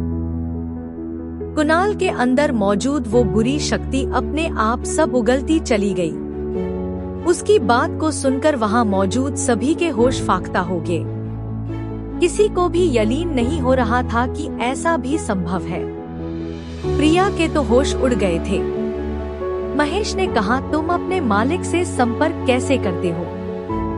कुणाल के अंदर बैठी उस बुरी शक्ति ने जवाब दिया, मेरे मालिक बहुत पहुँचे हुए हैं, वो मुझसे अपने आप सब पता कर लेते हैं। उनकी नजर सब पर है, उनसे कोई नहीं बच सकता। कहकर हंसने लगा। फिर पंडित जी की ओर देखकर बोला, और पंडित टांग कैसी है? अब मत अड़ाना वरना दूसरी भी काट लूंगा। कहकर जोर जोर से पागलों की तरह हंसने लगा। उसकी बात सुनकर पंडित जी का चेहरा गुस्से से लाल हो गया, पर कुछ बोले नहीं। महेश ने कहा, बहुत गुलामी कर ली तूने, आजा में तुझे मैं कबूतर खिलाता हूँ। उसने एक नारियल लिया, उसको 2 हिस्सों में बांट लिया और एक मंत्र बुदबुदाया। कुणाल बुरी तरह से फड़फड़ाने लगा और एकदम से शांत हो गया। महेश ने तुरंत उस नारियल को बंद करके उस पर कलावा बांध दिया और उस बुरी आत्मा को भेद कर लिया। पर उस आत्मा को अब भी चैन नहीं था। नारियल अब भी हिल रहा था, जैसे आत्मा उससे बाहर निकलने की कोशिश में हो। कुणाल बेहोश पड़ा हुआ था। उसको चेहरे पर पानी डालकर होश में लाया गया तो आंखें इधर उधर करके सबको देख रहा था। उसके शरीर में जैसे बिल्कुल भी ऊर्जा नहीं थी। बहुत ही कमजोर और दयनीय हालत हो गई थी। प्रिया और कुणाल की मां कुणाल को इस हालत में देखकर रोने को हो रहे थे। कुणाल को बिस्तर पर लेट दिया गया। थोड़ी देर बाद कुणाल बात करने लायक हालत में था, पर अभी भी कमजोर था। फिर कुणाल सब बताता चला गया कि उसके साथ क्या और क्यों हुआ। अगला दिन मंदिर के पास वाली नदी का किनारा। प्रिया कुणाल के कंधे पर सर रखकर नदी के पास बैठी थी, पर नदी आज शांत नहीं थी, अपने पूरे उफान पर थी, जैसे किसी बात पर बहुत गुस्सा हो। कुणाल और प्रिया भविष्य के सपने बुन रहे थे। एक जोड़ी आंखें उन पर नजर बनाई हुई थी। तभी वहाँ किसी के आने की आहट हुई। उसके गुलाम ने उसको सूचना पहुँचा दी थी। कृष्णा वहाँ आ चुका था, पर उसके चेहरे के भाव बदले हुए थे। वो मासूम सा उदास चेहरा आज आँखों में चिंगारी लिए हुए था, जैसे उसकी कोई बहुत बड़ी चीज छूट गई हो। कृष्णा को इस तरह देखकर प्रिया धड़ी हो गई। बोली, आप यहाँ? कृष्णा प्रिया को कुणाल के साथ देखकर बोला, राधा तुम इसके साथ यहाँ क्यों बैठी हो?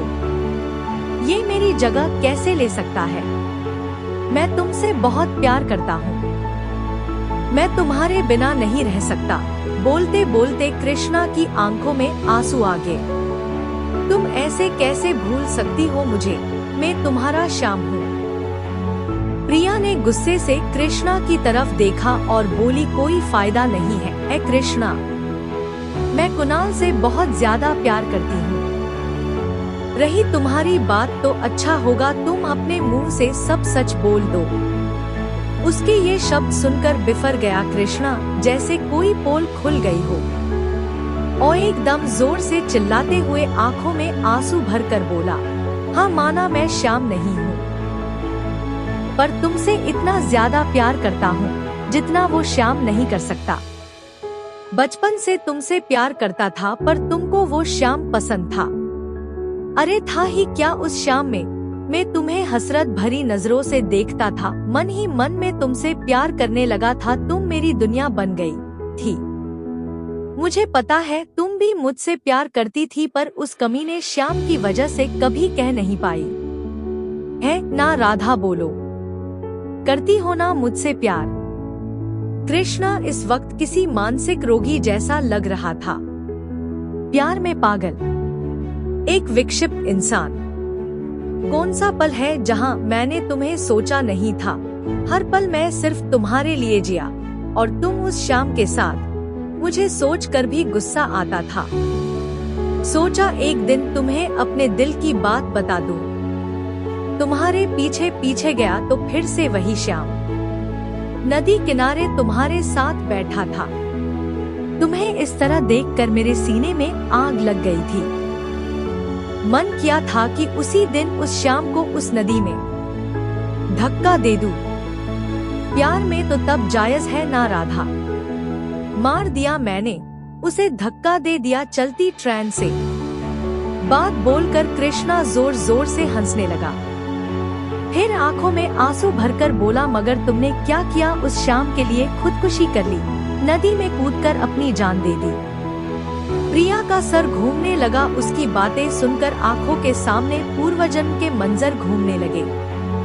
मैं तो रिश्ता लेकर जा रहा था तुम्हारे घर। मैं तुमसे इतना प्यार करता था, जब तुम्हारी खुदकुशी की बात सुनी तो मैं भी उस नदी में कूद गया तुम्हें ढूंढने के लिए, और जीते जी तुम्हारा ना होसका पर मैंने भी जान दे दी तुम्हारे साथ। उसके बाद भी मेरी मोहब्बत खत्म नहीं हुई। मैं तुम्हें ढूंढते हुए तुम्हें इस जन्म में भी आ गया। क्या कमी थी मेरी मोहब्बत में? क्यों नहीं हो सकती मेरी? प्रिया का चेहरा गुस्से से भरा हुआ था, आंखों में आंसू थे। वो गुस्से में बोली, तुम इतने ही सच्चे थे तो क्यों आज तक श्याम के नाम का सहारा लेकर मेरी तलाश कर रहे थे? क्योंकि तुम्हारा प्यार प्यार नहीं सनक थी, तोड़ने की सनक। अगर सच्चा प्यार होता तो तुम कभी मेरे और श्याम के बीच नहीं आते, कभी श्याम को नहीं मारते, और ना ही मेरी जान जाती। तुम्हारा मकसद सिर्फ मुझे पाना था। आगे की बात मैं बताता हूँ। अचानक से वहाँ पंडित जी आ गए। उनको अचानक से आया देख कृष्णा सकपका गया। पंडित जी ने बोलना शुरू किया, तुम अगले जन्म में आकर भी नहीं सुधरे। तुम्हें जैसे ही राधा प्रिया का पता लगा तुमने जाल बुनना शुरू कर दिया। तुम्हें पता था कि सीधी तरह से ये तुम्हारी नहीं हो सकती, तो तुमने काली शक्तियों का सहारा लेकर प्रिया के सपनों से खिलवाड़ करना शुरू कर दिया। जब तुम्हें कुणाल के बारे में पता लगा तो तुमने उसको भी नहीं छोड़ा, उसके अंदर बुरी आत्मा का प्रवेश करा दिया, जिससे सारा शक कुणाल पर जाए, मुझ पे हमला करवा दिया। तुमने मुझे भी भ्रमित करने की कोशिश की। प्रिया और राधा दोनों के सपने से खिलवाड़ करके उनको भी भ्रमित करने की कोशिश की। तुम खुद को पिछले जन्म का श्याम बताकर सहानुभूति लेकर प्रिया का प्यार हासिल करना चाहते थे, जिससे वो अपने सपनों पर विश्वास करक तुम्हें कृष्णा समझे और कुणाल को कोई बुरा इंसान। पर प्यार की ताकत को तुम समझ नहीं पाए। उनके सच्चे प्यार के आगे तुम्हारी साजिश सफल नहीं हो पाई, क्योंकि उनका प्यार सच्चा था। उनको एक दूसरे पर पूरा विश्वास था, इसलिए प्रिया ने तुम्हारी बातें सच लगने पर भी दिल की आवाज पर विश्वास किया। कुणाल को देखकर जो भावनाएं, पॉजिटिव वाइब्स उसको आई, वो तुम्हें देखकर कभी महसूस नहीं हुई। और एक कुणाल है जो सब सच जानकर भी इसलिए चुप रहा क्योंकि वो प्रिया को परेशान नहीं करना चाहता था। उसको ये था कि प्रिया उस जन्म में नहीं तो इस जन्म में उसकी होगी है। और तुम्हें एक ऐसी बात बताता हूँ जो तुम्हें आज तक नहीं पता होगी। जिसको तुमने पिछले जन्म में मारा था, उसको किस्मत ने इस जन्म में फिर से मिला दिया है। जिसके नाम पर तुम अपना प्यार ढूंढ रहे थे, उसको उसका प्यार पहले ही मिल चुका है। मतलब? कृष्णा ने जहर भरी नजरों से देखते हुए पूछा। रहस्यमयी मुस्कान देकर बोले पंडित जी। वो जो सामने नदी के किनारे खड़ा है, कुणाल ही पूर्व जन्म का श्याम है। ये सुनते ही कृष्णा गुस्से से भर गया। उसने आव देखा ना ताव और जेब से चारू निकालकर कुणाल को मारने के लिए दौड़ा, पर किस्मत ने उसका साथ नहीं दिया। गुस्से में नीचे पड़े पथ को नहीं देख पाया। कुणाल एकदम से साइड में हट गया और कृष्णा अपनी गति को संभाल नहीं पाया और झोंके में उफनती नदी में समा गया। नदी ने भी कृष्णा को अपने अंदर ऐसे समा लिया जैसे बस उसी का इंतजार हो। सभी लोग स्तब्ध थे, किसी के पास कोई शब्द नहीं था। नियति ने अपने आप सब तय कर दिया था। ऐसी शांति थी जैसी तूफान गुजरने के बाद होती है। किसी को प्यार मिल गया था तो किसी का प्यार अधूरा रह गया था। कृष्णा के आखिरी शब्द थे, मेरा प्यार अधूरा रह गया, मैं फिर आऊंगा।